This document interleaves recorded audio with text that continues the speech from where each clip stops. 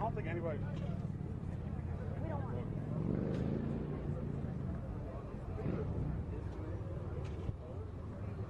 Okay. Attorney Crab.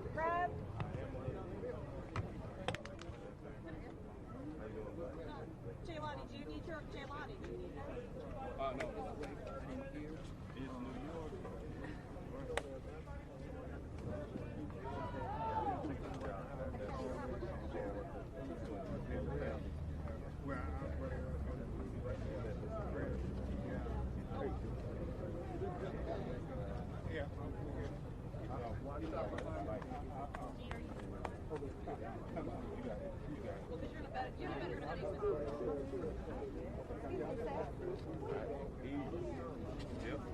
Ooh, I'm the sewer. You better get some water before you pass out.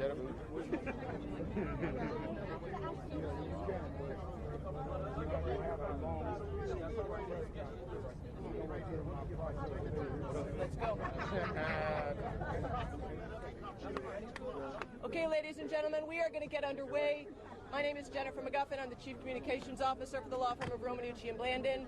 We are going to hear from Reverend Al Sharpton, who will start us in prayer, followed by the legal team, Attorney Ben Crump, Attorney Antonio Romanucci, Jeff Storms, Chris Stewart. And then we will hear from a few members of the family. If you could please hold your questions, let them get through what they need to say. Thank you so much.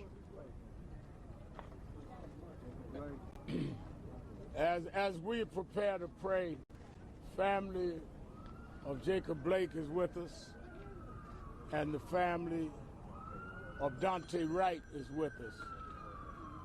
This verdict and this sentencing is the longest sentence we've seen, but it is not justice, because George Floyd is in a grave tonight, even though Chauvin will be in jail.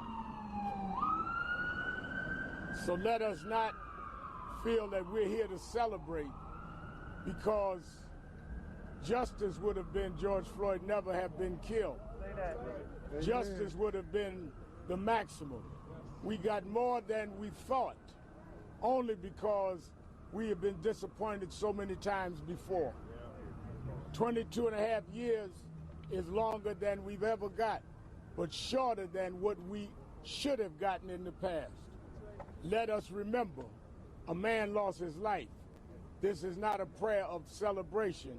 It's a prayer to thank God for giving the strength to this family and those activists that stayed in the streets to make sure this court had to do what was right.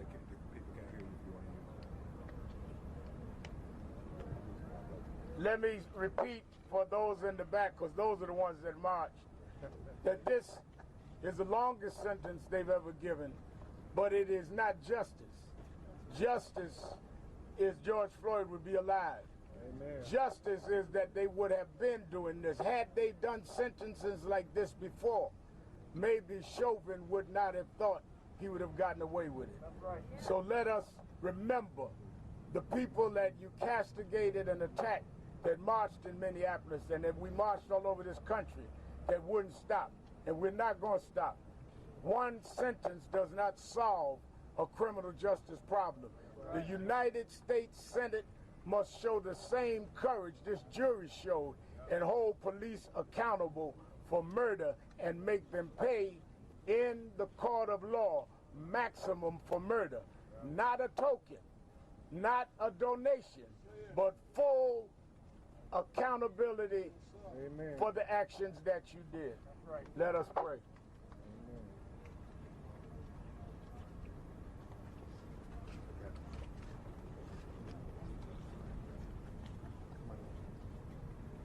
Dear God, we come to the same spot we bowed at the beginning of the trial, asking you to give this family strength and give them grace.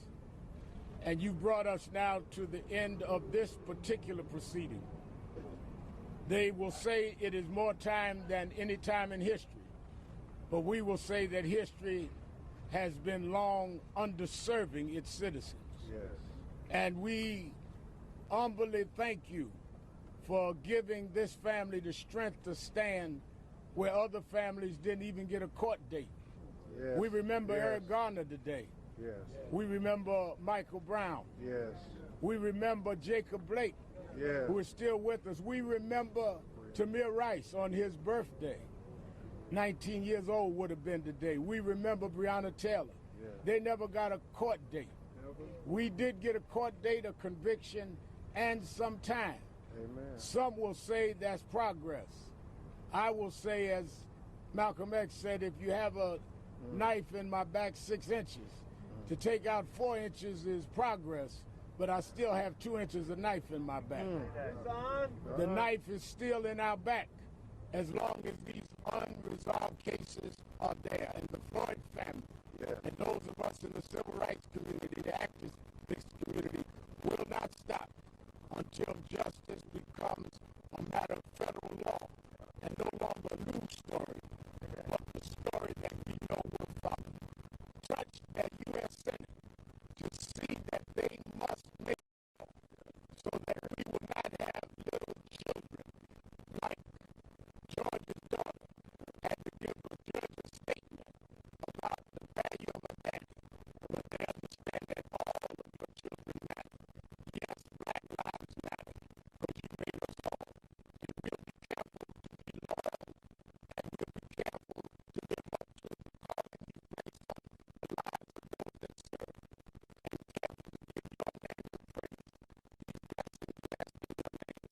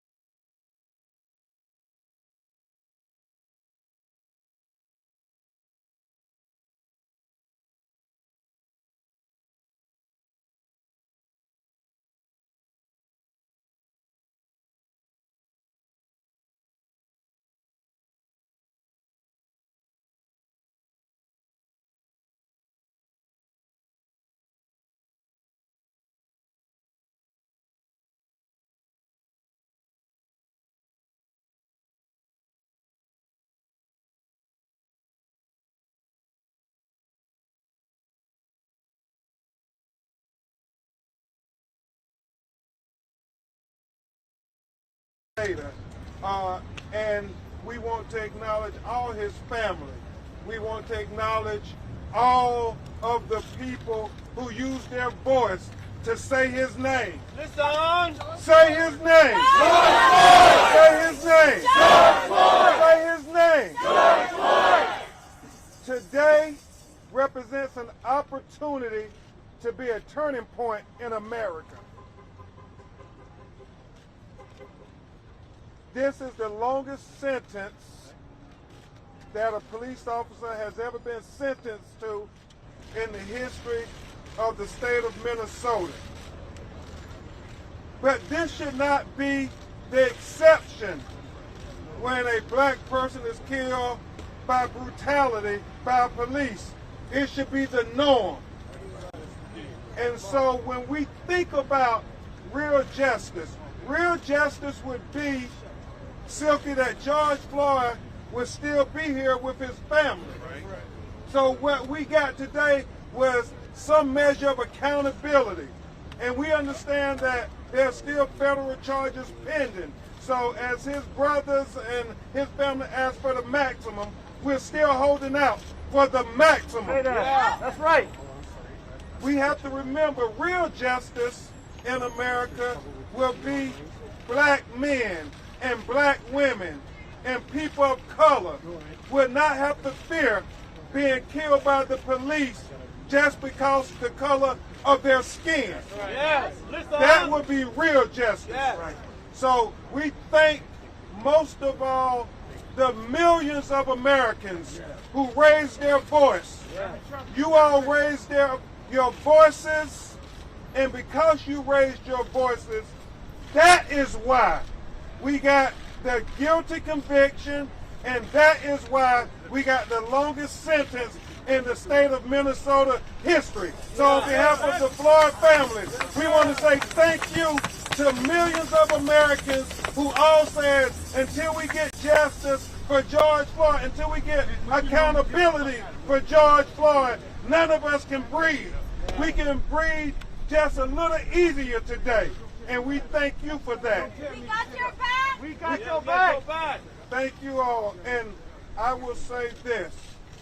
We got accountability on the civil side, thanks to the leadership of the city leaders in Minnesota. We now have gotten some accountability in the criminal level. But we need accountability on the policy level. So we say to the United States Senate, pass the George Floyd Impeachment Act immediately. Immediately. At this time, I give you one of the finest attorneys in the United States of America. I have had the pleasure of being with a team of lawyers, Reverend Al, who are second to none. And each of them work tirelessly day and night from every corner of America, working on behalf of George Floyd's family.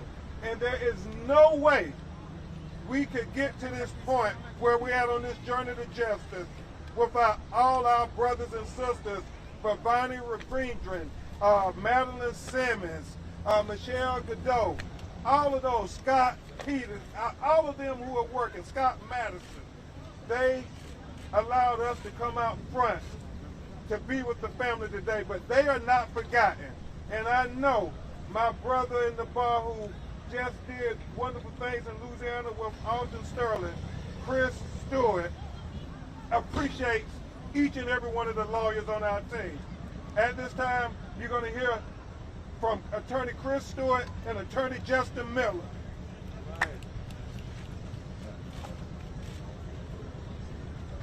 First, let me start by saying Roxy and Gianna couldn't be here, but right now, Gianna is actually watching. She's watching live. So let me tell you, Gianna, you've done two things in this case.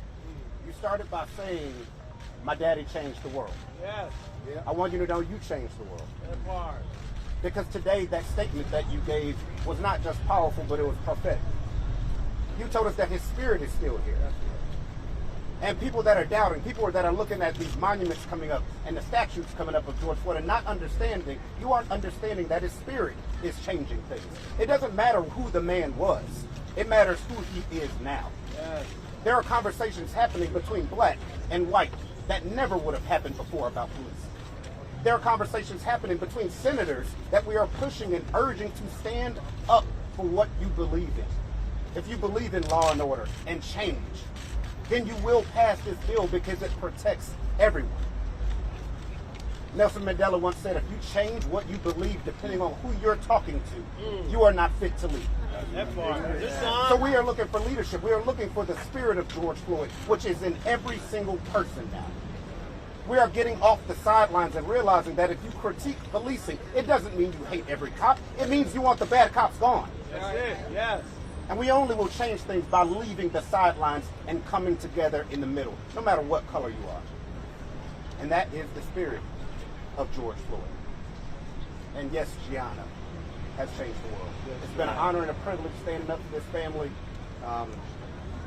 It's just been an honor. First and foremost, I would like to say to the family, my condolences, my prayers from my family and from everyone in Atlanta, from Scott Masterson, Madeline Simmons, Lewis Brisbois Law Firm put in a lot of work to help get us to the point we are today. Thank you to the family. I know that Mr. Chauvin's mother didn't have any words for the family, but we do, and I know you guys do. So to the family, I say my condolences. I'm sorry. And we love you, and we love you, because this is what it's about first and foremost: love. Second thing I'll say is this: until things like this are not national news, we haven't made it. We're still in the same place that we were 20 years ago and 30 years ago. We are all here talking about something that everybody sitting right here knew what should have happened. That's right. Yes. We knew from day one he murdered George Floyd. Yes. We all saw it. But we had to go through this for a year to get to this point where this family can have some modicum, some amount of closure. A year. So I'll say this: until black and brown people in this country can get closure, can depend on the justice system, can know that when someone murders somebody in broad daylight, that they're going to be held accountable, we got a lot of work to do. And I will say to all you people, all you activists, all you people who are fighting from day one, keep working, keep pushing, keep fighting. Keep fighting.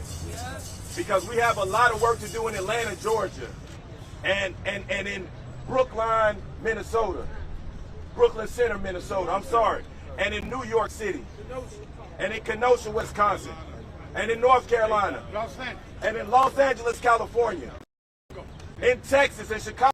We have work to do. So keep pushing the victory, and we're going to celebrate it as a victory.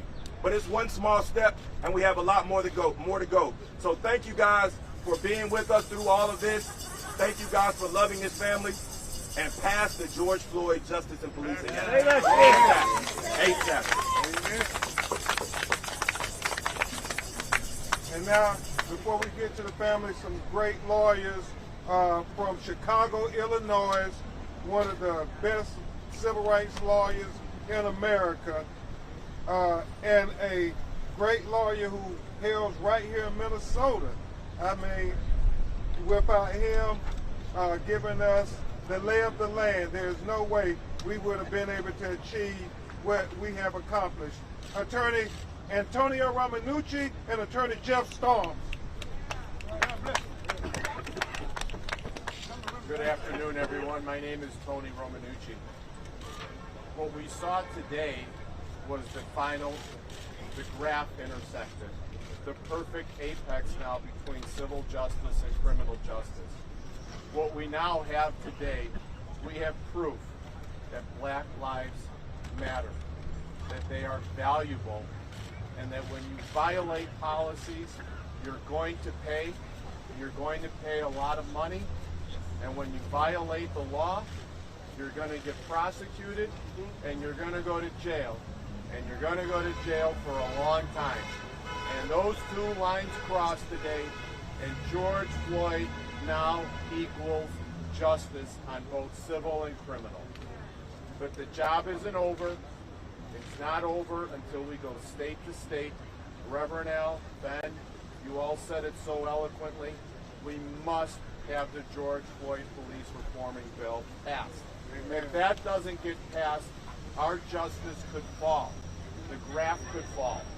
We need justice all over America. We want justice for George Floyd, the Floyd family. We continue to love you. We always will. We'll always be a part of your lives. But there are so many other families that are here today that are also suffering and require that same justice, civil and criminal. That's what matters most. Thank you all. Thank you. Not a lot to say that hasn't been said, but as a local Minnesota lawyer, I just want us to remember that we need all of you. We need the media, we need the activists, because the second we turn around and leave, we have to go back and ask ourselves, how do we get more justice for George Floyd? How do we get justice for Dante Wright?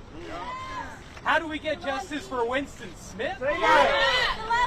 How do we get justice for the many families here who are regularly fought for, on behalf by people like Tashira Garraway and her group, Nakima Levy Armstrong and her group, and without all of you, we don't have the energy for that fight right here. We need you all to keep turning out, and we appreciate it because it's allowed the Floyd family to get the most historic justice we've ever seen, but it's not enough. Amen. Thank you. Not enough. Don't forget Jalal Eid. Jalal Eid. Marcus Logan. And as we get ready to bring up the Floyd family, I would be remiss if Brandon, as we heard the sentence, leaned in and whispered in my ear. I got a text from Breonna Taylor's mother congratulating us on getting some justice, the justice that she never got. And I have to tell you, Reverend Al, as Derek Chauvin's mother was standing up there making her comments, I thought of Tamika Palmer, Breonna Taylor's mother. Yes. And so it's not enough until we get justice for all of our people who have been killed unjustly. I think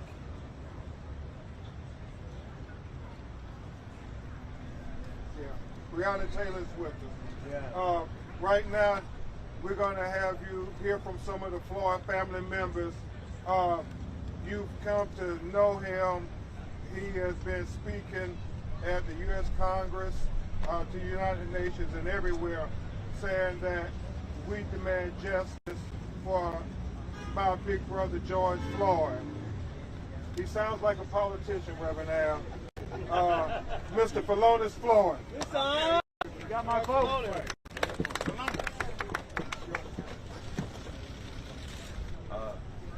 I got a lot of emotions going through my head right now, but I just find it profound that I felt that I begged for justice for my brother, some type of accountability. The treatment that I thought that everybody should receive, it's just life, you know. You can't get that back. We all live together in this world, and we all want to be able to work together in this world. You have good police officers and you have bad ones. The fact that you shouldn't have to sort them out. The community that I grew up in, it was a lot of African American people. But the fact that Minnesota has a greater amount of Caucasian people, I still think that everybody should be the same. Everybody should be neutral. Everybody should want to make a difference and make sure that people, when they come to Minnesota, they don't think about George Floyd. They should be able to think about how great Minnesota is. Not thinking about Philando Castile, you know. His mother is still fighting. Yes. Thinking about Dante Wright. Yes. Many families I had to console. You think about Anthony McClain. He was killed. All of these people were shot in the back, most of them. The fact that I'm here and I'm still standing, and over a year later, I'm still speaking and I'm speaking out. Times are hard. I have a family, we wake up every day and we don't see my brother. Empty seats all around the house he would have been in. The fact that Gianna would grow up knowing that her father had made a difference in the world, but the fact that she cannot have a sweet 16. She cannot have him walk her down the aisle. She would not be able to have prom with the daddy dance. This is not something realistic. This is something, it's like a dream, but we all need to stand up for what is right. All right. All these activists and all these advocates, I thank you all. Definitely I thank you all. Because if you all didn't speak out, we wouldn't have had a lot of help. But the fact that the world, you got to think about Japan. You have to think about Germany. You have to thank United Nations. You have to thank Italy. I have so many different people I spoke to, Africa, all around the world, and they all think the same way. Your skin color should not define who you are. That's right. It should never be a weapon. And the fact that we're here standing today, still breathing, We're still fighting. Reverend Al always said, keep fighting. And that's something I can't stop. I want to tell Miss Carr, I love you. I know it's hard. That's Eric Garner's mom. I want to tell Breonna Taylor, Mom, I love you. Pamela Turner, I know it's hard. I want to tell Pamela Turner, that's Baytown, Texas. This is not okay. Her daughter is walking around, and I know she's in tears every day thinking about her mother. Her mother was killed in point-blank range, shot multiple times. So many different people all around the world who didn't even have this type of technology. I just want to reiterate, not just Black Lives Matter, all lives matter. We need to stand up and fight. Can't get comfortable, because when you get comfortable, people forget about you. Amen. So the legend will still live on. George is not here, but his spirit lives here. Breonna Taylor is not here, but the spirit still lives here. Eric Garner is not here. Spirit's still right here. But the fact that we're here fighting, I want all you all to stand up and fight. It's on. Thank you all so much. You got your back. You got your back. Hey, brother. And next we're going to have another brother of George who came all the way from New York, Brooklyn, New York. And as we introduce him, it's not lost on us as Attorney Stewart and Attorney Ramanujan and I talk. It's always a journey to justice. Tony told me Laquan McDonough, who was found guilty, his killer, the police officer that killed him, shot 14 times in the back on video. 16 times in the back on video. And he was convicted of second-degree murder, and he was only sentenced to 6 years. Botham Jones, who in Dallas, Texas, was killed in his own apartment. The white policewoman, Amber Geiger, was found guilty of first-degree murder, Reverend Al, and she was only sentenced to 10 years. And Justin Miller, what was it, Walter Scott in South Carolina, same conviction, shot in the back, on video, convicted 20 years. So each step, each case, we keep making progress. We came too far to stop now. We have to keep going forward. And so that's why all the energy we have in this courtroom, we have to take to Capitol Hill, and we have to join Senator Cory Booker. We have to join Congresswoman Karen Bass, Senator Tim Scott. We got to say, you all, we need meaningful police reform so we don't have to put up with these injustices. Seems like, Reverend Al, every other week there's a new hashtag. We can stop this, America. We're at the turning point. Terrence, Floyd, Brooklyn, New York. Let me hear y'all say change. Change. Let me hear y'all say change. Change. That's right. Just like I heard y'all say change all together, that's how we're going to keep the change going together. Fight. Keep fighting.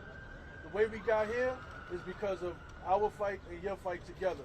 Y'all hit the streets. We thankful for y'all, and I'm overwhelmed. I'm overwhelmed because I'm gonna tell you a quick story. I had a dream the other night. I was in a field. I was in a field in the south with my family, and I looked back and I saw a man coming up, walking, and I'm trying to figure out who is that. I look, he gets closer, and all of a sudden I see the hat cocked to the side like this. Anybody that know me know who that is. That's my father. So he got close to me, and he gave me a smile, and he gave me a hug. I woke up, that dream was so real, I woke up hugging myself. So I knew, I was a little leery about the sentencing, but because of that, I knew that my father was saying, you good, he's good. Keep doing what you're doing. For me, for your brother, for your name. Because we Floyd strong, and we gonna stay strong. Yeah, it's on. Thank you. Thank you, Terrence. Next, we will hear from the nephew of George Floyd, who's like a brother, like a son in many regards to him, Brandon Williams.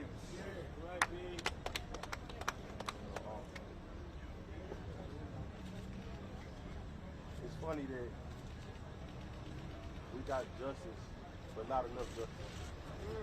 You know, I remember standing here the first day of trial in this very same spot, and we were very optimistic and unsure of what was going to happen. After seeing that video, we should have been 100% sure that we would be at a guilty conviction with a maximum sentence. That's right.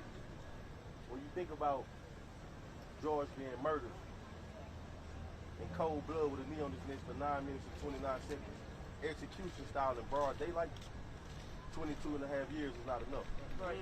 Go ahead. We were served a life sentence. We can't get George back. Gianna can't hug George again.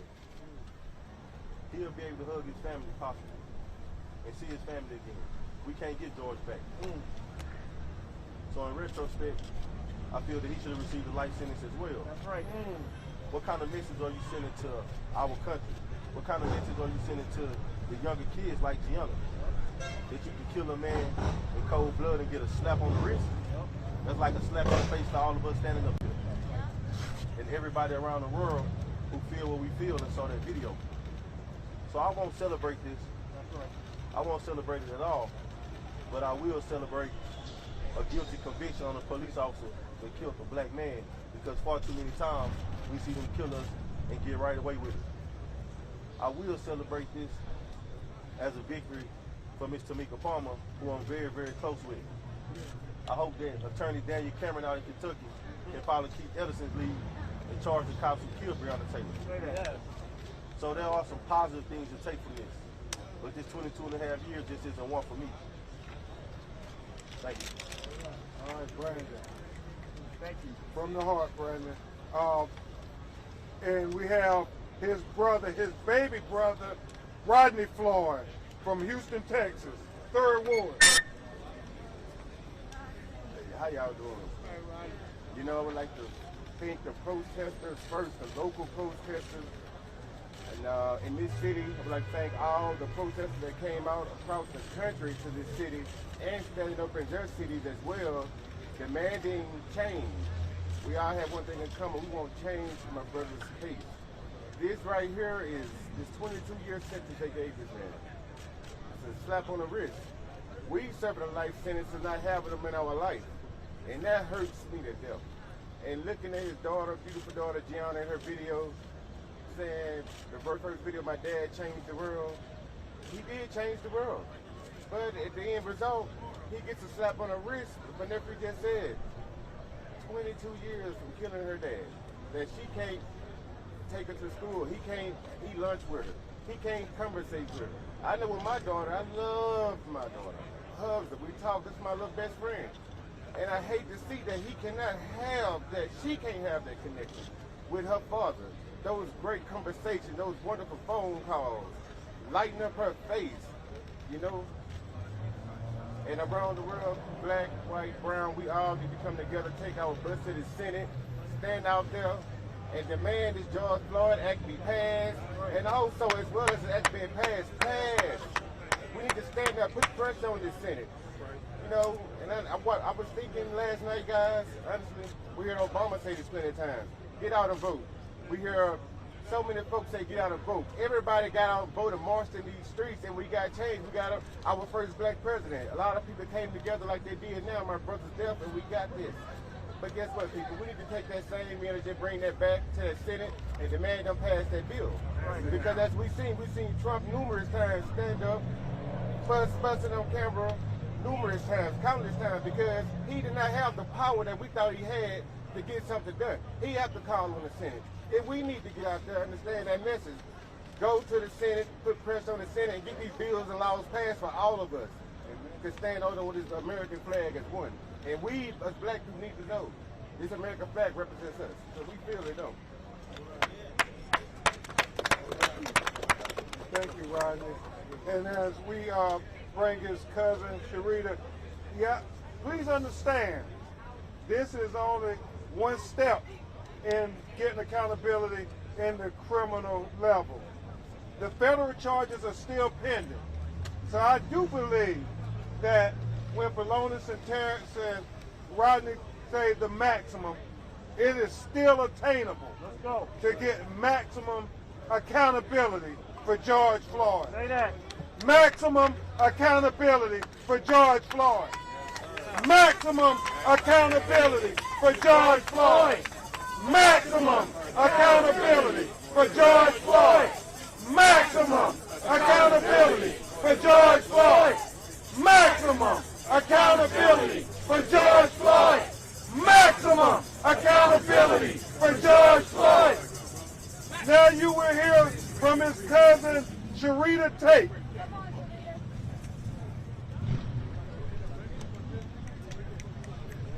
Hello, everybody. I won't spend a whole lot of time sort of reiterating what my family has already said. I think they spoke very eloquently about how we dealt with this last month and our thought process as it relates to the amount of time that there should be. Truth be told, I don't think any sin is great enough because what would be justice for would be for us to be able to have George back. But with that being said, I'd just like to take this time to thank the countless number of people that have been supportive of us since the very beginning. I remember when we first came here and we were talking about the sentence and the trial and what potentially the outcome would be. And as we sat through the trial and watched the murder over and over again and came back with the 3 convictions, then we all waited and waited for this day. I will have to say that we didn't get what we wanted. We definitely wanted to see the maximum penalty, but however, as they've already stated, we do have the federal ahead of us, and we are hoping that we can get some real accountability with him getting a life sentence. And lastly, I just want to speak on the policing act. You know, we've had it partially before the Senate, and I would just say, echo what everyone else has said. We need this passed immediately. We really have some true accountability across the board. Thank you. And finally, before we take a few of your questions, we have his cousin Tara Brown from Houston, Texas. I just want to say, my family has spoken a lot about everything that we've gone through since we started this journey. And I will tell you, it definitely has been a journey for us. And as a family, we decided that we were committed to 2 things. For sure, we wanted to make sure that we got some measure of justice for George and for the countless other families who have lost loved ones in the way that we did. And the other thing is that we were committed to making sure that we force the change that we want to see and create this legacy that will live on forever. Just want to say thank you to everybody who has supported us throughout this journey, especially the protesters and the activists who have been nonstop and relentless, and they've helped us get to this point. And the other thing is, we want to say that this bill needs to get passed. And I want to make sure that we don't stop just with this bill, but it's important that you hold your state elected officials accountable to that as well. We are also looking at the local level where they're making change. Even in our city, where we're from in Houston, there has been some changes already. Our mayor, Sylvester Turner, has banned chokehold, and we have qualified immunity is on the table. So we are keeping active, and we want to make sure that you stay in the fight. Please keep fighting. Thank you. Thank you. And finally, our national leader, Reverend Al Sharpton. We're going to open up the questions for the family and all of us. Let me say this so you're clear. If there is conviction in the federal trial, and he is convicted and the other 3, that federal time can run after the 22 and a half years. Does not have to run concurrent, which is why we're saying that we still want full justice. Right. Secondly, when we talk about the George Floyd Justice and Policing Act, we know the difference, Senate, between 2 slices of bread and a sandwich. A sandwich has meat between the 2 slices of bread. Don't come down with a compromise that is 2 slices of bread with no meat in the middle. Don't put George Floyd's name, a strong man, on a weak bill. Make sure that you talk to those in the family and those of us involved in the struggle before you make any compromise. The difference between a compromise and a sellout is in the eye of the appraiser. Wow. And we will be part of the appraisal. Question. I have a question with regard to the family, and I'd like to pose a question to one of the family members, whomever would like to answer it. What's the question? During this news conference in last June, Attorney General Ellison issued a clarion call to the arts and entertainment community to take the mantle of seeking justice. Any one of the family members can answer why that might be important to them or why it may not. Why you get artists and entertainers involved. Philonus will attempt to answer your question, but we want to invite other families who are here who have lost loved ones due to police brutality to also come forward. Mr. Floyd, can you answer that question?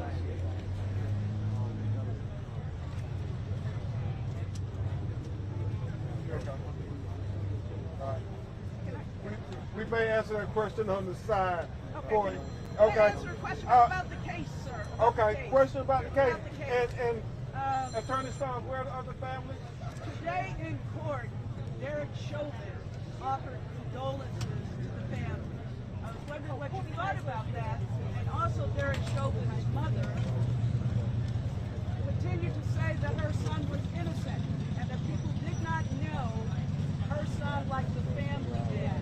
And I was wondering what you thought about those comments. The condolences from Derek Chauvin and the mother saying that her son was innocent and people did not know Derek Chauvin like her family did. All right. I just thought about it as the same thing with my brother. People didn't know who my brother was. They labeled him. The trial was all about my brother. Instead, it should have been about Mr. Chauvin.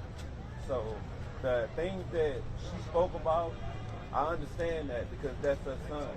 Same way she spoke up for her son, I spoke up for my brother. So we all love our loved ones, but the fact that I will never see my brother again is worse because she still will have the opportunity to see her son in the cell anytime she wants to. Let me say something about that with Philonus.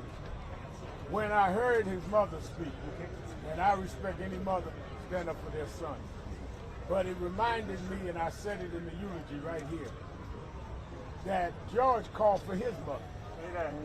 And the one that seemed not to understand the bond between a mother and son, when a son would call for his mother that was no longer alive, was not the Floyd family, it was her son, Derek. Because that did not make him stop when he heard a man call for his mother. I respect his mother. He did not respect George calling for his mother. Thank you, Rev. We want to acknowledge Bishop Harding, who was over the Salvation Army where George worked, and George did so much great. So let's acknowledge and give him a round of applause for the great work they do. Now we're going to turn it over to a lady who needs no introduction here in Minneapolis, Minnesota. She's a lawyer, she's an activist, and she's a freedom fighter. Y'all give it up for my sister, Nakima. And she's going to introduce some other families. Please, Good afternoon. It's our honor to stand here with the family of George Floyd and the lawyers who continue to represent this family in their continued pursuit of justice. This is one step towards progress, but this is not justice, and this is not full accountability as the family has asked for. I'm Nakima Levy-Armstrong. I'm a civil rights attorney based here in Minneapolis, and I'm standing next to Tashira Garraway, who is part of Family Supporting Families Against Police Violence. Jaylani Hussein from CARE Minnesota, and Michelle Gross from Communities United Against Police Brutality. And we are all here as people who stand on the front lines with the folks who are here from the Twin Cities who hold it down time and time again. We got to give it up for the activists and the organizers who face rubber bullets, tear gas, arrests, and demonization for standing up for George Floyd and all stolen lives. This incident today of Derek Chauvin being sentenced is something that we've been waiting for a long time. The sad part about his sentence is that we know that black men often receive more time for doing less than what Derek Chauvin did. There are plenty of black men and Latino men in prison for nonviolent drug offenses. But here we have a veteran officer who was literally able to lynch someone in broad daylight in the presence of children and other witnesses and essentially get a proverbial slap on the wrist. That is not acceptable. Judge Cahill should have held him accountable to the fullest extent of the law. It is not enough that he has received the most time from compared to other police officers who have killed people. This is a new day. It's not based on what they did in the past when they could lynch us and get away with it, when they could brutalize us and get away with it, when they could kill people and get away with it. Just because it's the most time does not mean that it is enough time. So we will continue to stand up and fight alongside this family and everyone else who cares about justice in demanding that the federal government now step in and hold Derek Chauvin and those other 3 police officers who were involved in killing George Floyd accountable to the fullest extent of the law. If the federal government had stepped in a long time ago, George Floyd might still be alive today. So that is the least that they can do in this situation. And I want to encourage all the activists, the organizers, the community members who are sitting at home to get off the couch and come down to the government center to stand in solidarity with Families Supporting Families and other organizing groups, as well as a 9 o'clock nighttime peaceful demonstration that's going to happen downtown. Thank you all for being here. Realize we're not sleeping in the Twin Cities, and we're going to continue to stand up and fight for justice. Thank you. We love you, Toshira.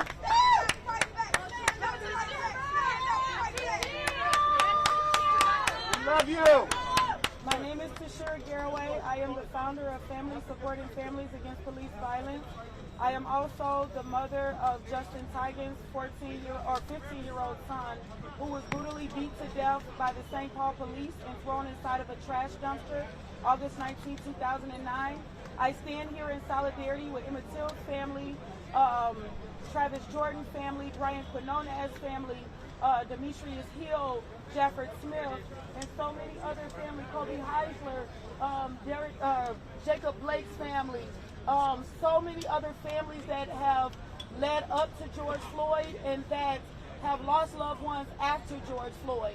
I want the world to know that there is a group of families that are fighting together, that is standing up for justice, that is standing up in solidarity. And we ask that those voices be paid attention to. We ask that those voices that you do not hear about, those stories that have been swept under the rug, that people have not heard, we ask that you hear those voices. Because they were not successful with covering up George Floyd's murder does not mean that the rest of the murders are not just as important.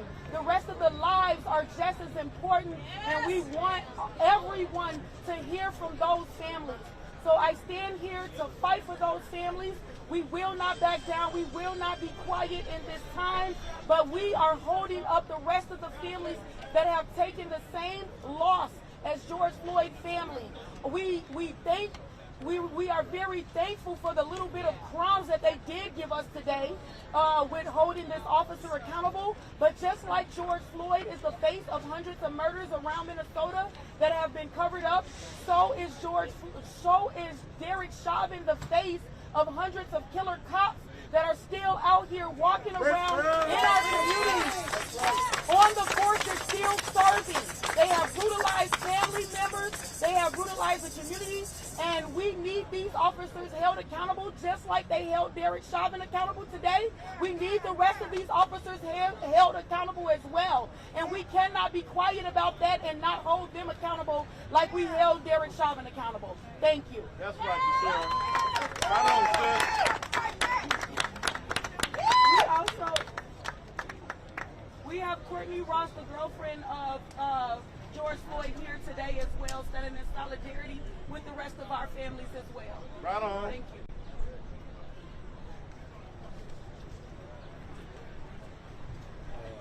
Come on, Brother Blake. My name is Jacob Blake. Blake. The verdict was handed down today, and we have no choice but to accept it. Listen. We don't have to be happy with it, but we accept it. Come on. Go ahead, brother. Is it enough? No. No. Yes, sir. But will we accept it? We must. We must say Bismillah. Bismillah. Because God knows best. That's right. Allahu Akbar. We must not hold hatred. But we have to stay diligent. Yes. Out here in these streets. Yes. Because nobody's going to give us anything. That's right. Listen. And if we sit down and rest, they'll take what we have achieved.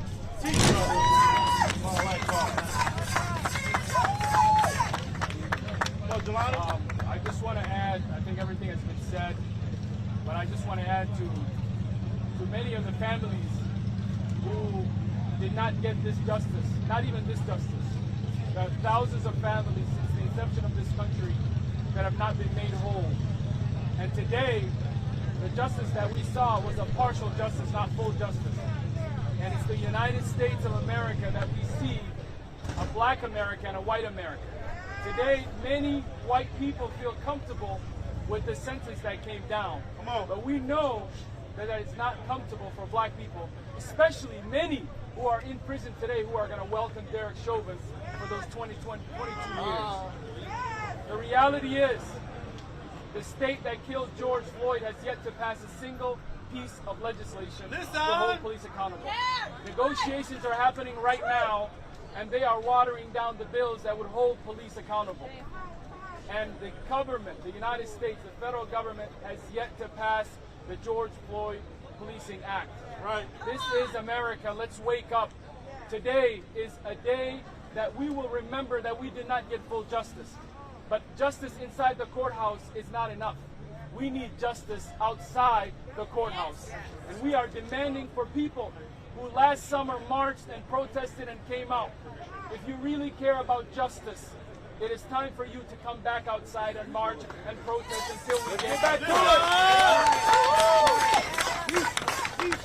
We must do that for George Floyd's family, and we must do that for all the countless families across this country. And we must do it for the children and the people who are walking among our streets today, who will be next, because we have not done anything to protect the lives of individuals like Winston Smith, who was killed here not that long ago, that the federal government has covered up, to Dante Wright and the countless names that we know. It is time for the state of Minnesota and Minnesotans to stand up, but it's time for Americans to get uncomfortable about injustice. If you can demand a vaccine in a pandemic, we need the vaccine of justice in this country. We need the vaccine of the justice in this country against the police that are killing us, against the economic justice that's happening in our neighborhoods. We demand justice, and we say every single day that we will demand justice by any means necessary. And I'd like to bring up Michelle Gross from Communities United Against Police Brutality. All right, Michelle. Thank you. My name is Michelle Gross, MICHELLE-GROSS, and I am one of the founders and currently the president of the organization Communities United Against Police Brutality. To say that we are disappointed in this sentence is an understatement. There were so many aggravating factors and virtually no mitigating factors. The judge should have sentenced Mr. Chauvin to the fullest extent of the law. He needed to send a message, and his message was lukewarm at best. the sentence is a presumptive sentence, it even means that Derek Chauvin will only serve 2/3 of that sentence. It's simply not enough. But more than that, we have had in this state over 270 people killed at the hands of police in the state of Minnesota since the year 2000. Derek Chauvin is only one of 2 officers who was ever convicted and sentenced of anything. He's one of only 4 officers who has been prosecuted. In other words, we have a very, very, very long way to go to even pretend that we are going to give justice. We need to reopen all of the cases of wrongful deaths in this state at the hands of law enforcement. All of those cases need to be reopened, need to get a legitimate investigation, not a phony cover-up as the Bureau of Criminal Apprehension and these other police agencies have often done. We need to have an independent investigation and an independent prosecution. And until we have those things, we have no justice for these stolen lives. But beyond that, we need to change the conditions that led to these deaths in the first place. We need to change those conditions. We can honestly say that in the state of Minnesota and in the city of Minneapolis, we have not had one meaningful change that has occurred since the death of George Floyd that would prevent it from happening again. That is simply unacceptable. It means that we will continue to go through this cycle, and families will continue to grieve, and our communities will continue to be traumatized over and over and over again because we refuse to address the underlying problem. This is unacceptable. We are not going to go along with it. We demand change, and we demand it now. Thank you.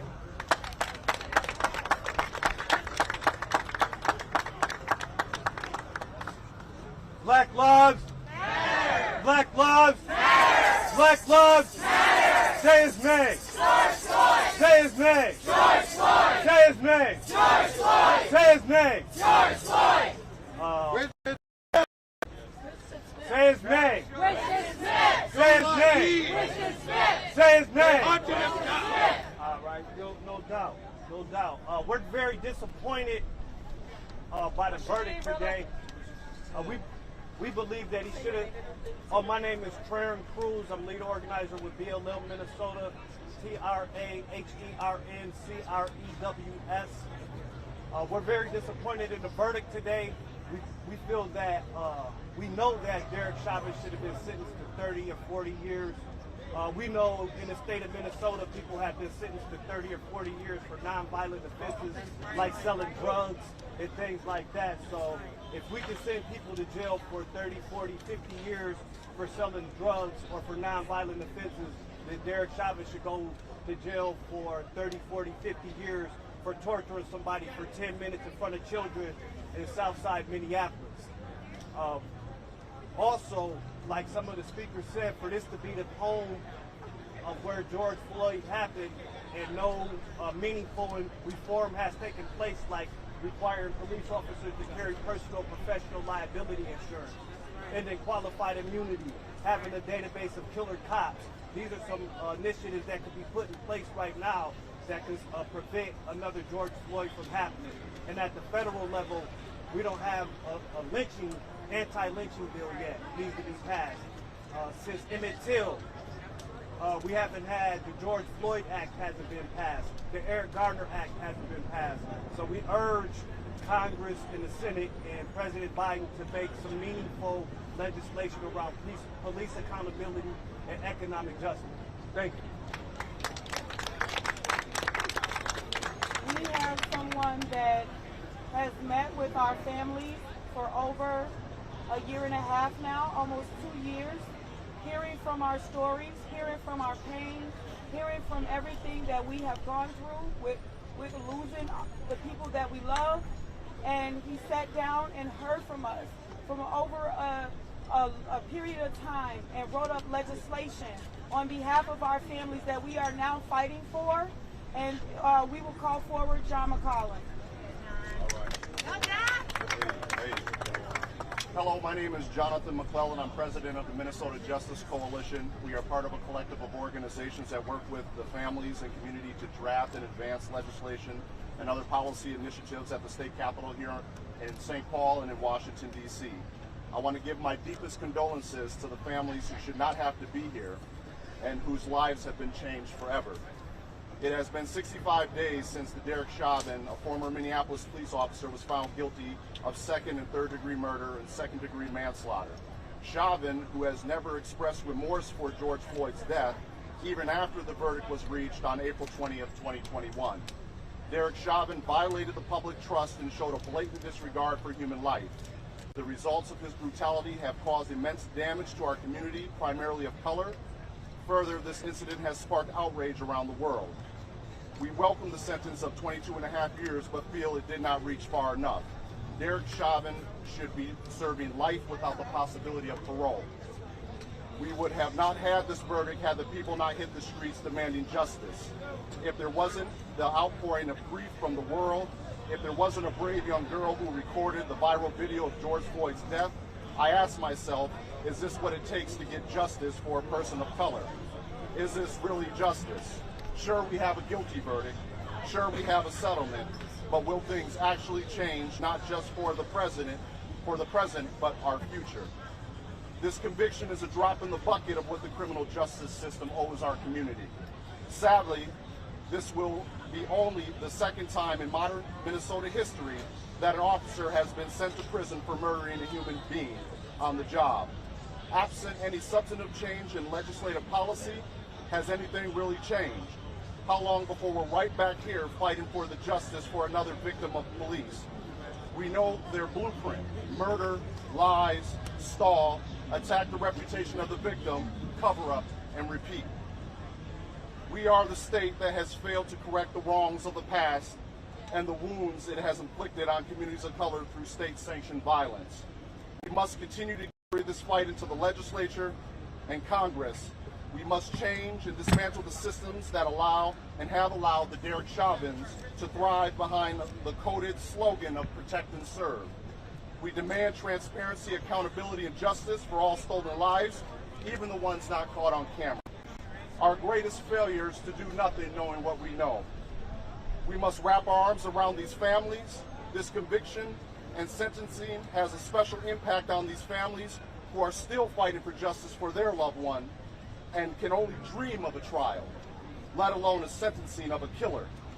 So while we fight for change in the legislature and in Congress with policy, we ask that you not forget what was revealed behind the veil. We ask that you not forget the pain of these families. We ask that you not forget our humanity. Thank you.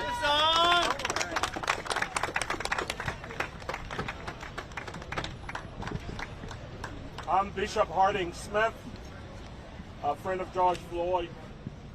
And, history, when we look at history, history is recorded event of the past. His story.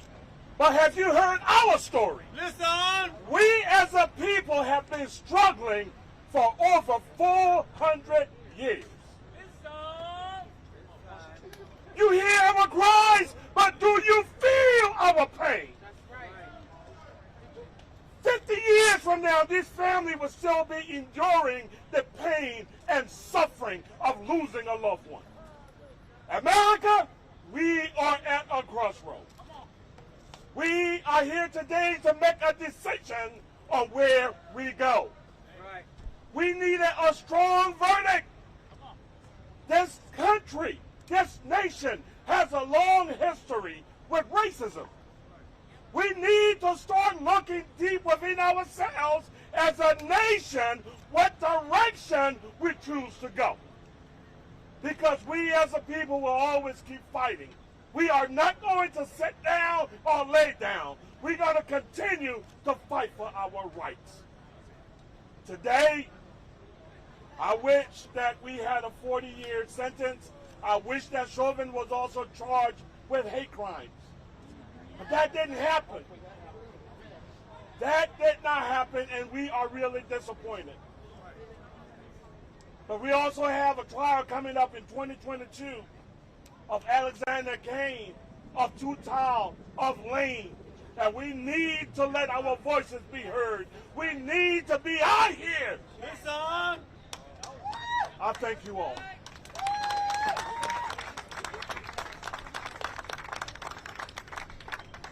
Ooh.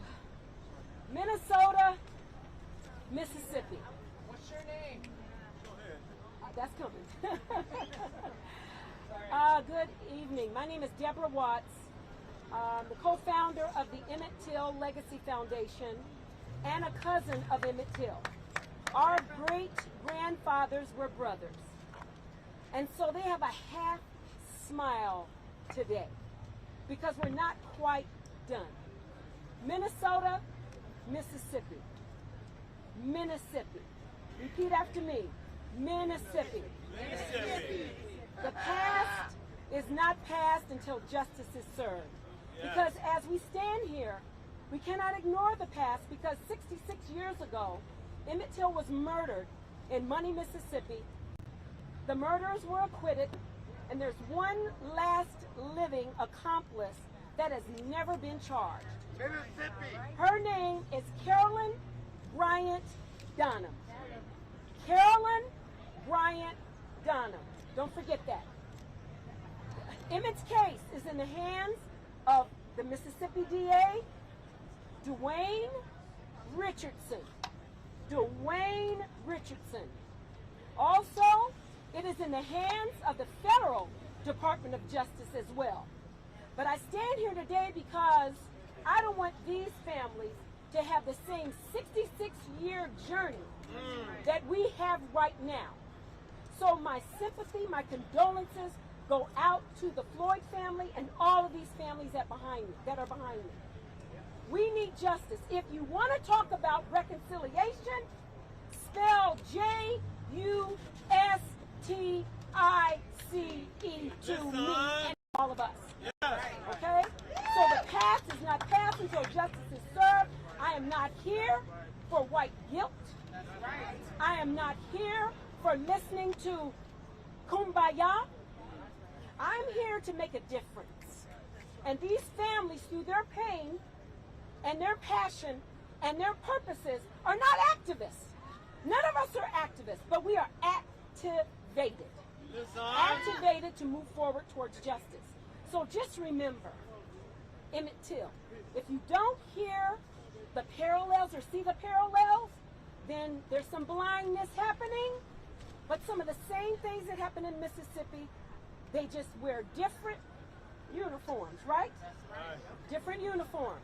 So the same cultural biases and racism and white supremacy is just by another name, new narrative. So Emmett Till, justice still needs to be served. H.R. 55, which is the anti-lynching bill, H.F. 2586 is the Emmett Lewis Till Victims Recovery Program to give support to these families because they're beyond some of the statute of limitation for help and support. So I just say thank you for your attention. Thank you for these families being activated and speaking your truths. So the past is not past until justice is served. Thank you.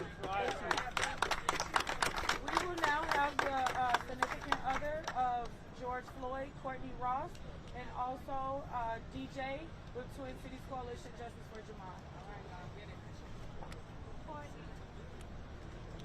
Yeah, Courtney, we got your back. You got your back? I hear my people out there. Hi, Joey. My name is Courtney Ross.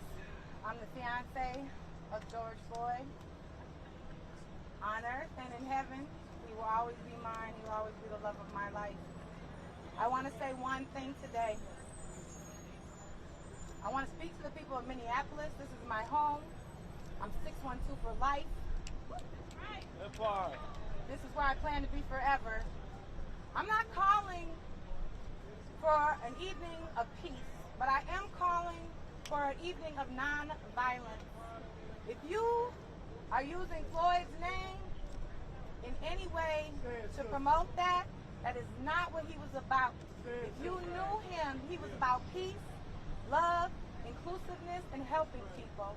If he saw anything going on that caused violence or was hurting someone, he would take his 6 feet long arms out and try and stop them and then pray with them to make sure that they could go on with a better day and not act out in the devil's way. So again, I pray, Minneapolis, that we have a non-violent evening. You can still fight.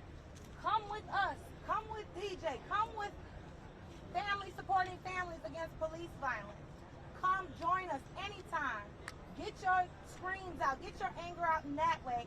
And visit the Capitol. Get your anger out in that way too, people. I'm going to introduce a man that means so much to me, who has been boots on the ground since this happened, who has stood in Floyd's name and has made changes. And without him and all the people that you know I'm speaking to today, this verdict wouldn't even happen today. So thank y'all. DJ, Nephew DJ. Oh, man. My name is DJ Hooker. I help organize with TCC for J. I'm going to say this is an unfortunate day. It's a day that shows that white tears still outweigh justice. It's a day where the government continues to reaffirm white supremacy. People can go to jail for selling drugs in the state where it's for 30 to 40 years. In other states where it's legal, and he got 22 and a half years. We have not seen any change on the local level with the city council giving more money to these killer cops. We haven't seen any change at the state level with the Senate playing games all session and continuing to play games during this special session. And at the federal level, where they prioritize, where instead of prioritizing stopping the genocide that's happening here in America with black and native bodies, they'd rather help fund another genocide around the world against the Palestinians. I have a question for y'all today. What does change look like? Does the law Eid, does that look like change? Listen! Does change look like Dante Wright? Does change look like Winston Smith? Listen! Is that what justice is about? No! I expect people to stay out in these streets and to stay activated, and we still got 3 more to go, and we still should turn this verdict over, and we should get more years. So, all power to the people. We got your back, DJ. We have a few more speakers, and then we will conclude this press conference.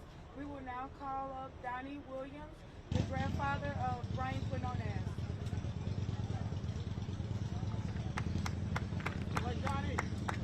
All right, Johnny. Brian Quinones married my granddaughter, Ashley. And in September 7th of 2019, he was murdered by Richfield and Edina police. This is not a Minneapolis issue. Listen! Derek Chauvin was a Minneapolis cop. These other 3 guys are Minneapolis cops. This happens outside of Minneapolis. This happens in Richfield and Edina. This happens in Brooklyn Center, in Brooklyn Park. It happens in Eagan. It happens in Bloomington. The Department of Justice is here to investigate the MPD.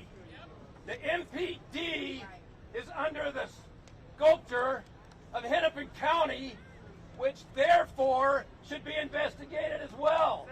Yeah, that part. Who files charges when you get in trouble, and who doesn't file charges against police? Mike Freeman, who's the Hennepin County District Attorney.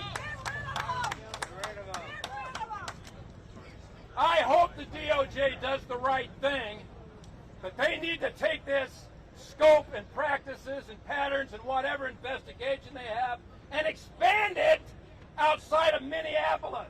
Yes. Go to St. Paul. Most dangerous police department in the state. Go to the BCA. Yes. Go to these people that cover this crap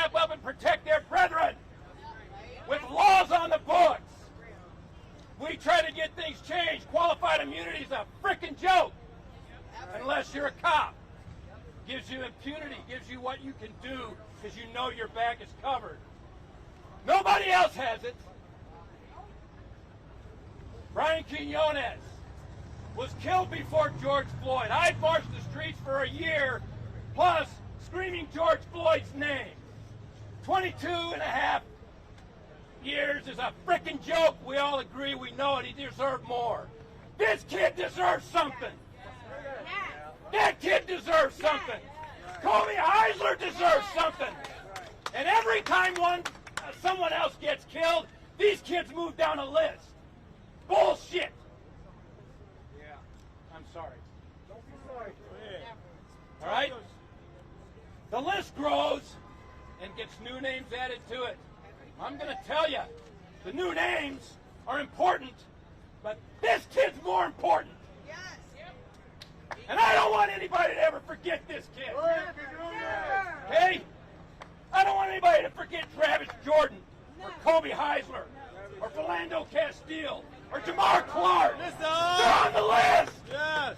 They're not fresh in your news or in your face, but they're just as important. And to some of us, they're more important. Thank you. We will now have the friend of Travis Jordan. Paul. Hi, I'm Paul Johnson, friend of Travis Jordan, who was also my roommate and living with me, who was killed on November 9th, 2018, within 3 minutes and 35 seconds of being called for a wellness check. People of color are 16 times, that's 1/6 times more likely to be hurt or murdered on a wellness check than white folks. That's 16 times. We already know that they're 2.5 times more likely to be killed than white people in general. In general. Yet they can have a bad day and that turns into 16 times that they become what America has deemed the super predator. We must stop this sort of name calling. It's ridiculous and absolutely uncalled for. Travis Jordan was having a bad day. He deserved to get help, and our city is failing people constantly. Our mayor is inept and is absentee at best. Since his seat is so empty all the time from doing it correctly, I decided to take this community and fill it this November. Paul Johnson will be running for mayor, is running for mayor, and we are taking these families and our voices right to the seat. We will not be forgotten.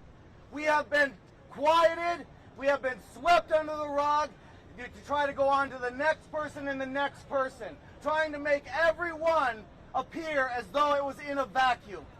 How many people have to die to understand that this is a problem and these are not singular events? Okay? We are coming. We are making the change. We are not urging these people to change anymore, as some have stated. We're not urging you anymore. We are coming and we are making these changes. Gentlemen, if you're in your seats and you're comfortable now, get ready. You're leaving. Bye. All power to the people.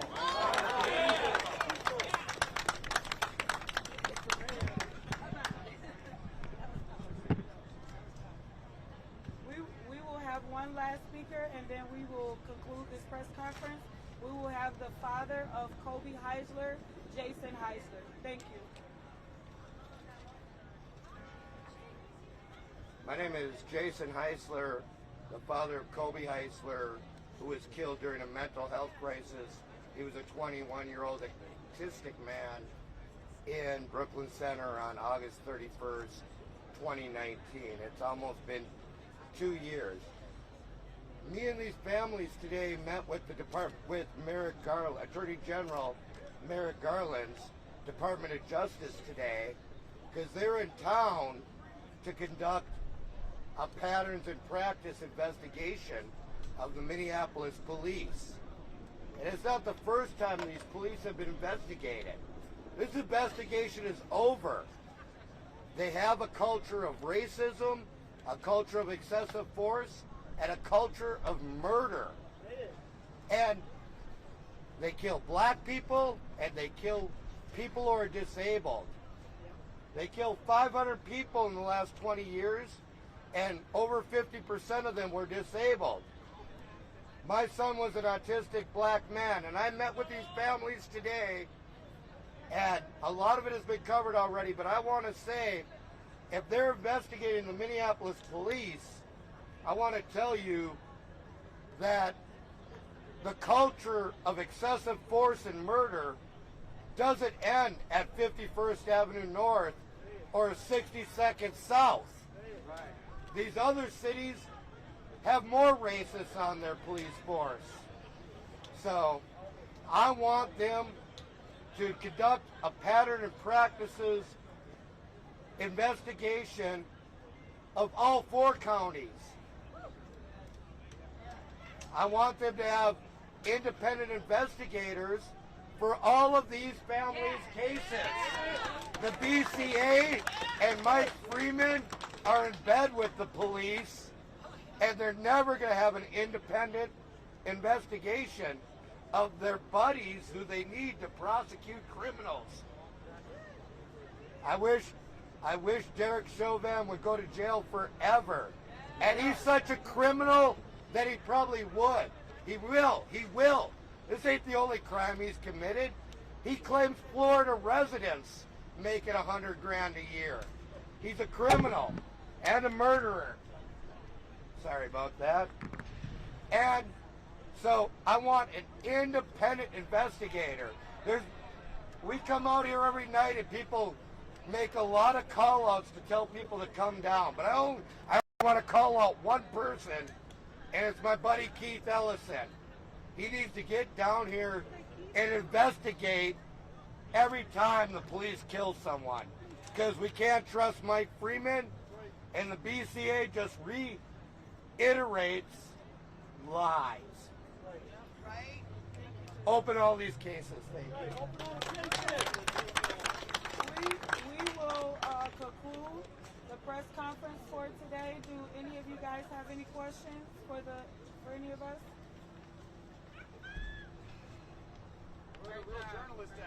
Thank you for hearing from all of our families, the people that support us. Thank you for being here today. We will be continuing on. We will be marching in the streets.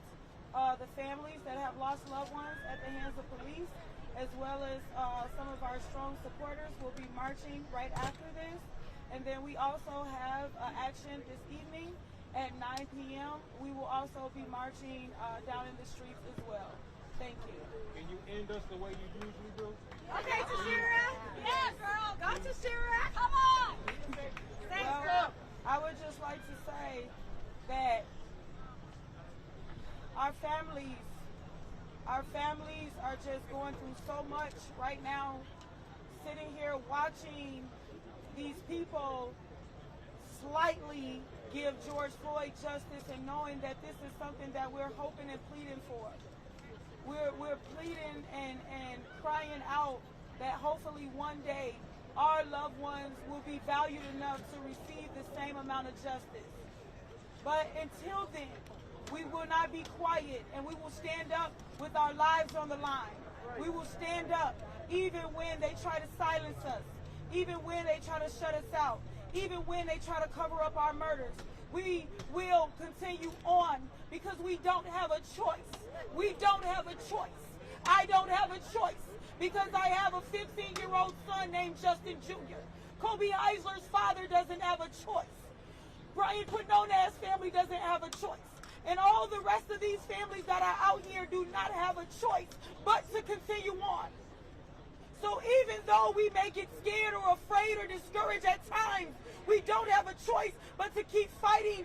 Even though we may not even be close to having a trial, we don't have a choice but to keep fighting, because there is a life that deserves to live and did not deserve to die like that. None of them. And we will be fighting that these officers be held accountable just like Derek Chauvin.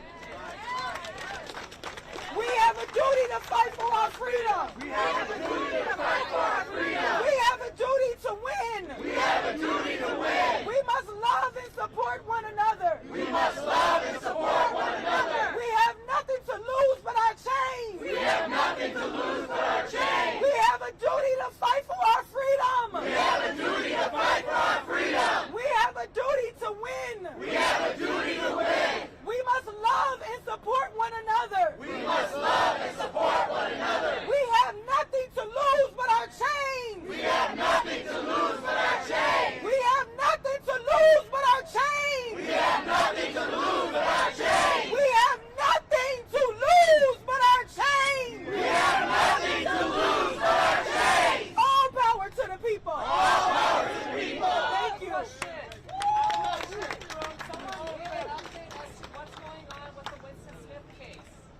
It's being, right now they're trying to cover it up, and we're trying to stop them from covering it up. So we got to put the pressure on the BCA, on the governor who oversees the BCA. We got to keep putting the pressure on these people because they're actively trying to cover up a murder in our faces. Yes, we had a meeting, all of us, our coalition, earlier this week. We had a meeting, and we are asking for the DOJ to step into this investigation, because we know that the BCA is not going to do the right thing in investigating. We also truly know in our hearts that there were cameras out there that day, that there's no way in Uptown that there was just no business cameras or anything that caught this footage. So they're down to the point where they're no longer, you know, with George Floyd, it went live and spread everywhere. So now they're just to the point, well, we're just going to tell them that there was no videos, there was nothing, and then just cover it up, and everybody just needs to move on. So, but we are trying to fight for the DOJ to go into that case and investigate. And to fire Ramona Doman as well. That's right. Yeah. Thank you.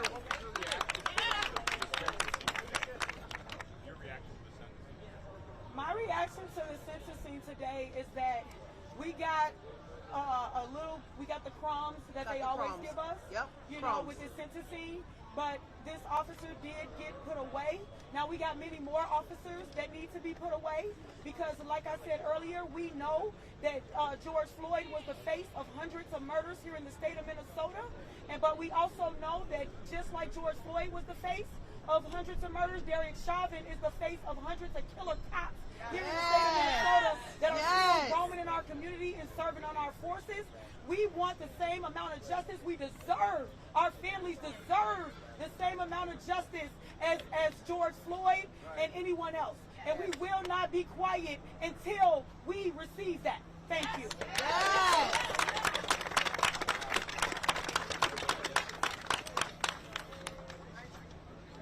Y'all ready? Okay, so we're going to get ready to get marching, everybody. I know all the press is going to join us for the march.